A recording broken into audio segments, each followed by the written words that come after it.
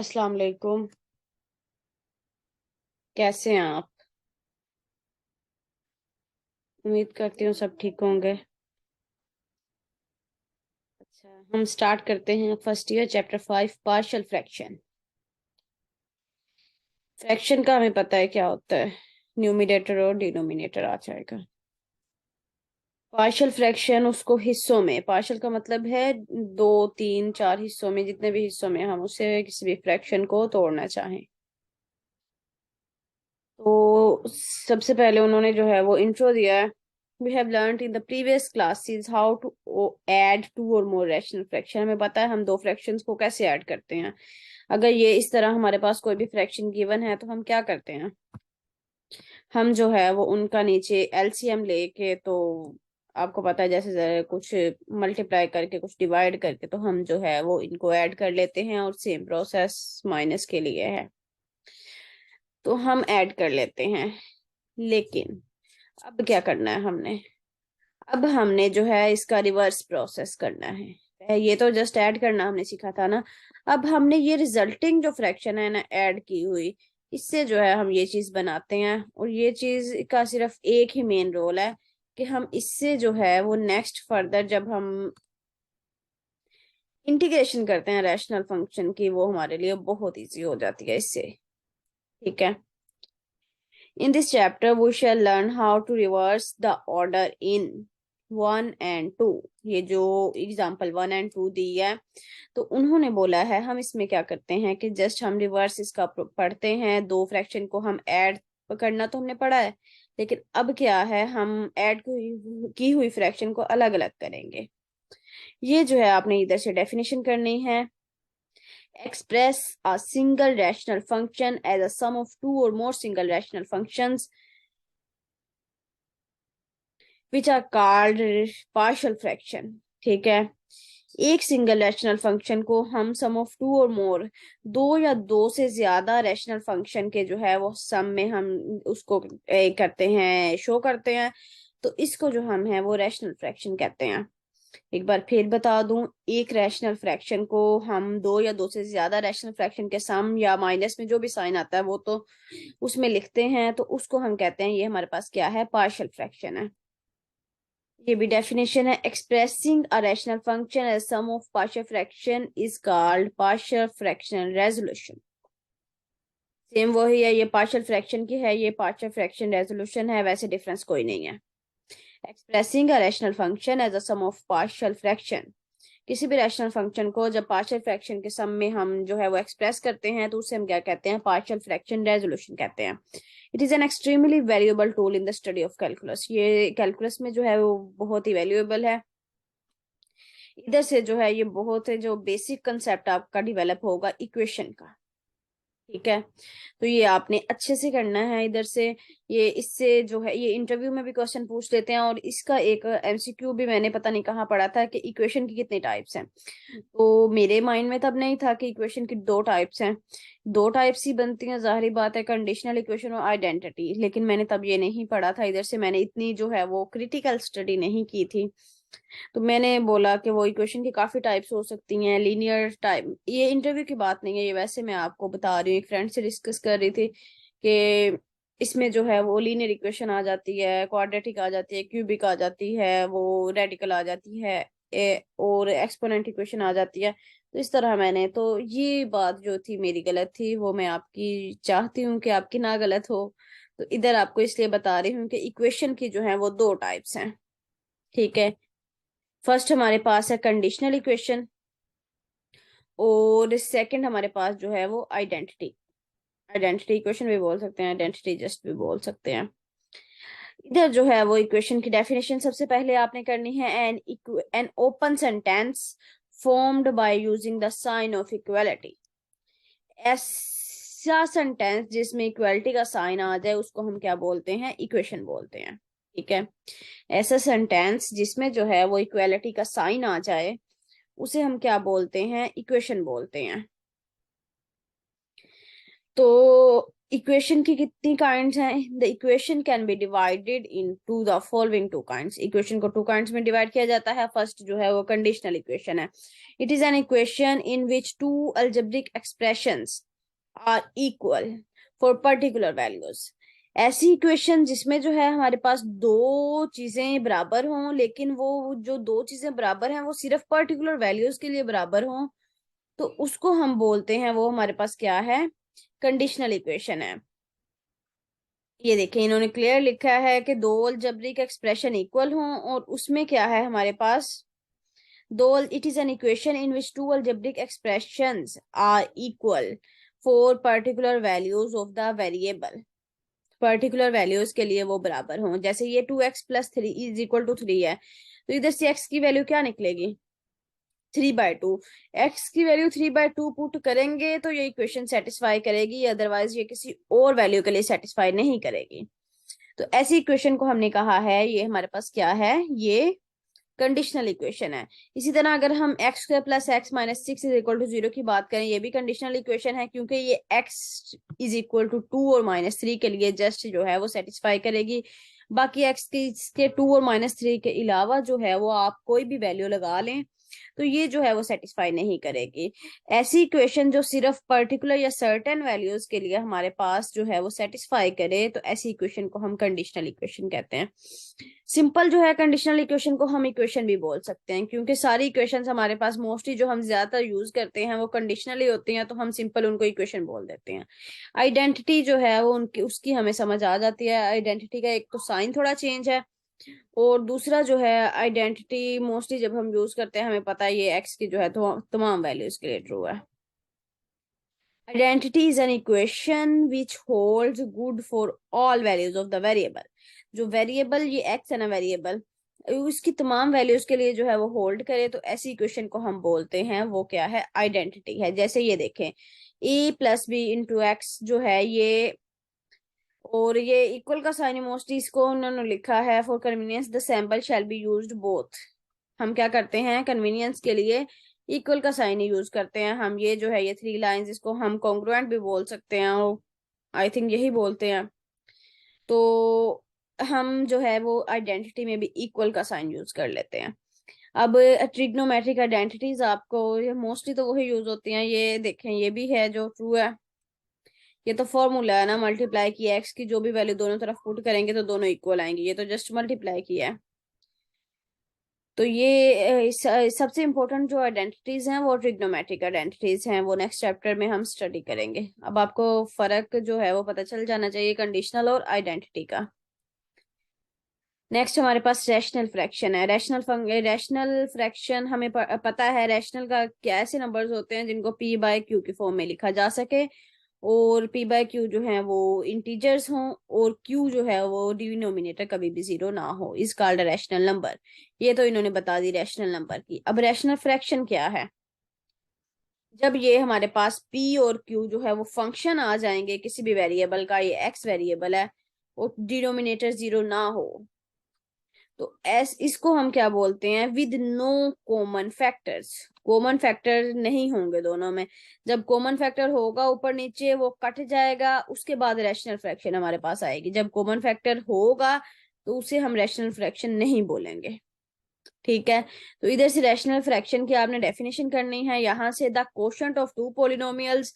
To polynomials का मतलब है कि न्यूमिनेटर में भी पॉलिनोमियल हो और डिनोमिनेटर में भी पॉलिनोमियल हो, लेकिन डिनोमिनेटर वाला पॉलिनोमियल कभी भी 0 ना हो, और जो दोनों पॉलिनोमियल्स हैं न्यूमिनेटर में और डिनोमिनेटर में, उनमें कोई भी जो है वो कॉमन फैक्टर ना हो, तो उसे हम बोलते हैं, ये हमारे पास क्या है? Rational fraction. अब रैशनल फ्रैक्शन की भी 2 टाइप्स हैं। ठीक है, वो आगे रैशनल फ्रैक्शन की टाइप्स पढ़ते हैं।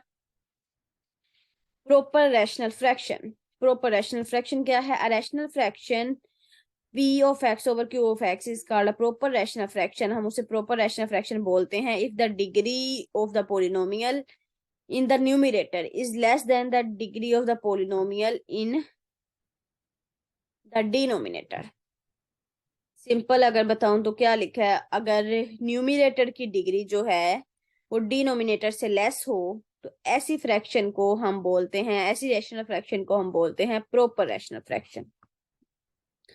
अगर न्यूमरेटर की डिग्री डिनोमिनेटर की डिग्री से कम हो तो हम बोलते हैं ये फ्रैक्शन हमारे पास जो है ये प्रॉपर रैशनल फ्रैक्शन है। जिस तरह ये एग्जांपल लिखी है 3, तो इसकी डिग्री क्या है? अगर इसके साथ x पावर 0 लिख दें वो उसकी वैल्यू 1 होगी। तो ऊपर डिग्री 0 है, नहीं सॉरी, x पावर 0 लिखेंगे इधर। x पावर 0 अगर हम 3 के साथ लिखते हैं तो उसकी वैल्यू 1 होगी। तो x पावर 0 के लिहाज से 3 की डिग्री क्या हुई? 0। और x प्लस 1 की डिग्री हुई 1। इसका मतलब न्यूमिनेटर में डिग्री कम है, डिनोमिनेटर में ज्यादा है। अगर इधर बात करें x की डिग्री 1 है, इधर x की डिग्री 2 है, तो इधर भी डिनोमिनेटर में ज्यादा है। इधर 2 डिग्री है, इधर 3 डिग्री है, तो इधर भी डिनोमिनेटर में डिग्री ज्यादा है। तो ऐसे फंक्शंस, ऐसी रैशनल फ्रैक्शन जिसमें डिनोमिनेटर की डिग्री न्यूमिनेटर से ज्यादा हो या न्यूमिनेटर की डिग्री डिनोमिनेटर से कम हो, तो ऐसी रैशनल फ्रैक्शन को हम बोलते हैं ये प्रॉपर रैशनल फ्रैक्शन है। अगर हम इम्प्रॉपर रैशनल फ्रैक्शन की बात करें, अ रैशनल फ्रैक्शन, ऐसी rational fraction is an improper rational fraction if the degree of the polynomial p of x in the numerator is equal और ग्रेटर देन, अगर दोनों की डिग्री बराबर हो जाती है न्यूमिनेटर और डिनोमिनेटर की, या न्यूमिनेटर की डिग्री ज्यादा हो जाती है एक, या जितनी भी ज्यादा होती है डिनोमिनेटर से, तो ऐसे रैशनल फ्रैक्शन को हम बोलते हैं, वो हमारे पास क्या है? Improper rational fraction. जैसे ये देखें इस एग्जांपल में क्या है, एक डिग्री 1 है, ऊपर नीचे भी 1 है, दोनों की बराबर है, तो ये भी इम्प्रॉपर है। अगर इधर से मल्टीप्लाई करें x और x दोनों को, तो हायर डिग्री क्या आएगी? X square. तो डिग्री 2 हुई, नीचे भी क्या है? x और x मल्टीप्लाई किया, एक्स स्क्वेयर आएगा, नीचे भी डिग्री 2 हुई, इधर भी डिग्री क्या हो गई? बराबर हो गई। ये भी हो गया हमारे पास इम्प्रॉपर रैशनल फ्रैक्शन। इधर डिग्री हमारे पास क्या है? 2 है, और नीचे डिग्री हमारे पास क्या है? 1 है। तो ऊपर डिग्री न्यूमिनेटर में जो है वो ज्यादा है, नीचे डिग्री डिनोमिनेटर में हमारे पास जो है वो कम है। ठीक है, नीचे डिग्री कम है, ऊपर ज्यादा है, डिनोमिनेटर में कम है, न्यूमिनेटर में ज्यादा है, तो ये भी इम्प्रॉपर रैशनल फ्रैक्शन। इसी तरह इसमें ऊपर डिग्री जो है वो 3 है, नीचे डिग्री 2 है, तो ये भी इम्प्रॉपर रैशनल फ्रैक्शन है। एक बार फिर इम्प्रॉपर रैशनल फ्रैक्शन का आपको मैं बता दूं, ऐसी रैशनल फ्रैक्शन जिसमें न्यूमिनेटर की डिग्री या तो डिनोमिनेटर के बराबर आए या फिर न्यूमिनेटर की डिग्री डिनोमिनेटर से ज्यादा हो, तो ऐसी फ्रैक्शन को, रैशनल फ्रैक्शन को हम इम्प्रॉपर रैशनल फ्रैक्शन बोलते हैं। अब आगे उन्होंने लिखा है any improper rational fraction can be reduced by division to a mixed form. अगर हमारे पास इम्प्रॉपर फ्रैक्शन आ जाती है तो सबसे पहले हम क्या करते हैं? हम लॉन्ग डिवीजन करते हैं। जैसे भी डिवीजन करें हम, तो उसको जो है हम कन्वर्ट कर लेते हैं शॉर्टेस्ट फॉर्म में। उसको इम्प्रॉपर में सबसे पहले कन्वर्ट करना है। सॉरी, इम्प्रॉपर अगर हमारे पास आती है तो उसको सबसे पहले प्रॉपर रैशनल फॉर्म में लाना है। ये 3x+6 को छोड़ दें, पीछे ये रैशनल फ्रैक्शन बचती है 13/x-2। तो ये जो है ये हमारे पास प्रॉपर रैशनल फ्रैक्शन है। अब पार्शियल फ्रैक्शन सॉल्व करते वक्त कोई भी क्वेश्चन हमारे पास आता है, तो अगर तो वो इम्प्रॉपर है तो सबसे पहले उसको क्या करना है? प्रॉपर में कन्वर्ट करना है, उसको डिवाइड करना है। अगर वो इम्प्रॉपर प्रॉपर में गिवन है तो फिर वेल एंड गुड, फिर हमें उसको जस्ट पार्शियल फ्रैक्शन में कन्वर्ट करना है, हमें डिवीजन करने की जरूरत नहीं है। लेकिन जहां इम्प्रॉपर आती है फ्रैक्शन, तो वहां हमें जो है वो डिवीजन करने की जरूरत पड़ती है। अच्छा जी, नेक्स्ट हमारे पास उन्होंने लिखा है इफ टू पोली, एक थ्योरम है, उन्होंने इसका नेम कोई नहीं दिया हुआ। If two polynomials are equal for all values of the variable, then the polynomials have same degree and the coefficient of like powers of the variable in both the polynomials must be equal। अच्छा, ये theorem तो हमने, मुझे लगता है, पहले नहीं पढ़ा होगा आपने। मैंने भी तभी पढ़ा था जब मैं स्टडी कर रही थी। जब हम क्वेश्चन सोल्व करते हैं पार्शियल फ्रैक्शन का, आपको याद होगा कि हम सोल्व करते करते वहां पे ऐसे स्टेप्स आ जाते हैं जहां हम लाइक पावर्स अगर हैं, एक पावर्स सेम है दोनों तरफ, तो हम क्या करते हैं? उनके कोएफिशिएंट इक्वल करके हम अननोन्स की वैल्यू फाइंड करते थे। ये देखें, जैसे इधर है, ये दो पोलिनोमियल्स हैं, तो हमने इधर से क्या, ये x की पावर क्या है? 3 है, इधर भी x की पावर 3 है, तो हमने इधर से क्या किया? हमने इक्वल करके हमने कहा p की वैल्यू जो है वो 2 है। ऐसे ही करते हैं हम क्वेश्चन में भी। तो ऐसा क्यों करते हैं? ऐसा इस थ्योरम की वजह से करते हैं। ये जो थ्योरम हमारे पास गिवन है ना अभी, तो इस थ्योरम की वजह से हम ऐसा करते हैं कि हमारे पास जो है वो लाइक पावर्स के कोएफिशिएंट जो है वो इक्वल होते हैं।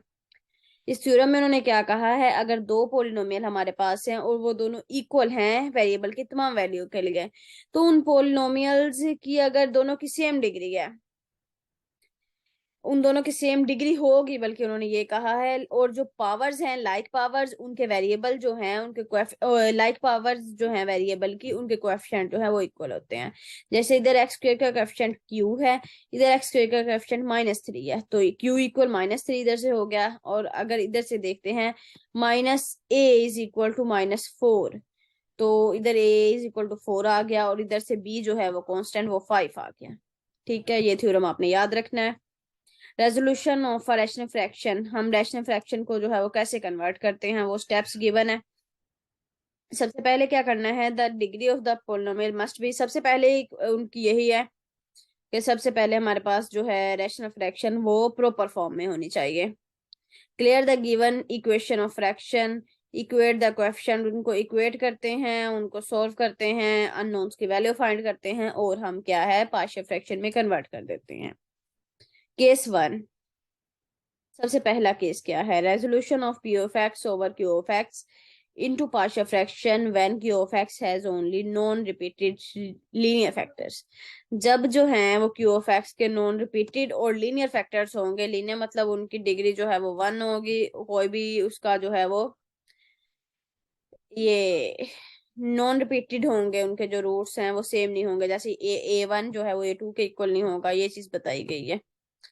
तो हम क्या करेंगे फिर, उसकी पार्शियल फ्रैक्शन कैसे बनाएंगे, उसका मेथड बताया गया है आपको। सिंपल पता है कि उनको अलग अलग जो है वो कांस्टेंट की फॉर्म में, रैशनल फ्रैक्शन की फॉर्म में लिख देंगे और उसको सोल्व कर लेंगे।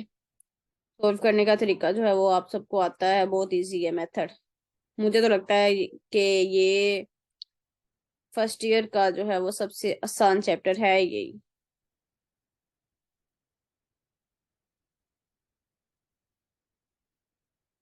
अच्छा जी, इधर से जो है वो 5.1 एक जो है कवर हो जाती है। अच्छा, नेक्स्ट जो है क्यू ऑफ एक्स, जब केस 2 में हमारे पास जो है वो क्या होता है कि उसके जो हैं वो रिपीटेड रूट्स होते हैं, मतलब अगर x - एक लीनियर फैक्टर है तो उसकी रिपीटेड रूट्स क्या होंगे, या उसकी पावर 2 हो गई या उसकी पावर 3 हो गई।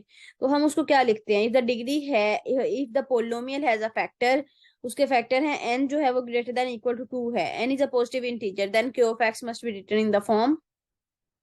कैसे लिखा है, एक बार लीनियर फैक्टर लिखेंगे, फिर एक बार पावर बढ़ा देंगे, next up to so on, जहां तक पावर गिवन है वहां तक हम क्या करते हैं, हम इसे बढ़ाते चले जाते हैं। ठीक है, तो इसके क्वेश्चन में जैसे ये देखें, ये 3 है तो एक बार लीनियर फैक्टर लिखा है x+2, फिर क्या लिखा है x+2 का स्क्वायर, एक एक पावर बढ़ाते जाना है, फिर x+3 का x+2 पावर 3, तो 3 तक ही इधर है क्वेश्चन में, तो जहां तक गिवन होगा वहां तक लिखना है। नेक्स्ट हमें करने की इधर से जरूरत नहीं है एग्जाम्पल्स।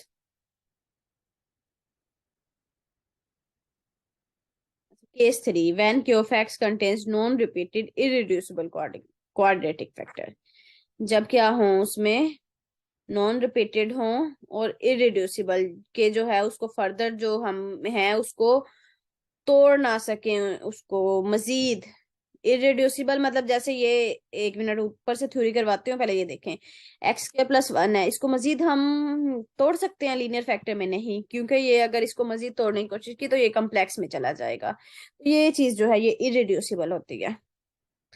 तो इधर से डेफिनेशन देखें, a quadratic factor is irreducible if it can not be written as the product of two linear factors with real coefficient. यही चीज कि वो रियल में हम उसको मजीद नहीं तोड़ सकते, वो कम्प्लेक्स में चला जाएगा, तो ऐसी चीज को हम क्या कहते हैं, इरिड्यूसिबल है। जैसे ये इक्वेशंस हैं, इन सब का सोल्यूशन जो है इनका ये कम्प्लेक्स में आता है, तो ये जो है ये हमारे पास इरिड्यूसिबल क्वाड्रेटिक फैक्टर्स हैं। तो जब हमारे पास ये रिड्यूसिबल होते हैं तो हम क्या लिखते हैं, फिर ऊपर ax+b आ जाता है, ये आप सबको पता है, ये मेथड तो सबको आते हैं।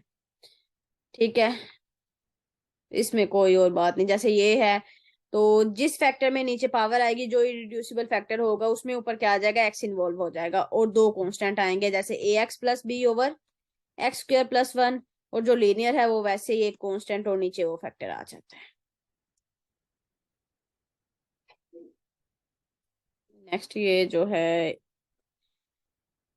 when q of x has repeated irreducible factor, जब repeated irreducible factors होते हैं, सेम वही प्रोसेस होता है क्या होता है, जैसे हमने रिपीटेड जो है वो दूसरे रिपीटेड लीनियर फैक्टर का किया है कि पहले एक बार लिखेंगे, फिर पावर बढ़ाते जाएंगे, जहां तक पावर गिवन है वहां तक हम करेंगे उसको, उसके जो है वो फैक्टर्स लिखेंगे। ऊपर वही इरिड्यूसिबल है तो ऊपर एक्स इन्वॉल्व होगा हर पार्शियल फ्रैक्शन में, हर रैशनल फ्रैक्शन में ऊपर जो है वो एक्स इन्वॉल्व होगा हमारे पास। जैसे ये एग्जांपल है ये जो है इरिड्यूसिबल फैक्टर है, तो पहले एक पावर में लिखेंगे x square plus one, a x plus b over x square plus one. फिर रिपीटेड है यही, क्योंकि पावर जो है वो टू है, क्वाड्रेटिक इसकी पावर है, तो फिर सी एक्स प्लस डी और पावर वहां तक जहां तक वो क्वेश्चन में गिवन है टू तक। नेक्स्ट जो है x minus one linear factor है, तो उसको सिंपल लिख लिया। अच्छा जी, ये जो है ये चैप्टर यहाँ तक एंड होता है। इसको जो है वो कोई इसमें डेफिनेशन नहीं थी, डेफिनेशन अगर इसमें मेन है तो वो सिर्फ वो ही है जो आपको मैंने बता दी है। सबसे पहले इसमें से पार्शियल फ्रैक्शन की डेफिनेशन है, पार्शियल फ्रैक्शन रेजोल्यूशन की डेफिनेशन है, और इसमें से जो है वो हमारे पास डेफिनेशन है equation identity and conditional equation की डेफिनेशन है। ठीक है, ये मेन चीजें करने वाली हैं जो आपने करनी है। इरिड्यूसिबल फैक्टर की डेफिनेशन जो है वो भी कर सकते हैं। ओके जी।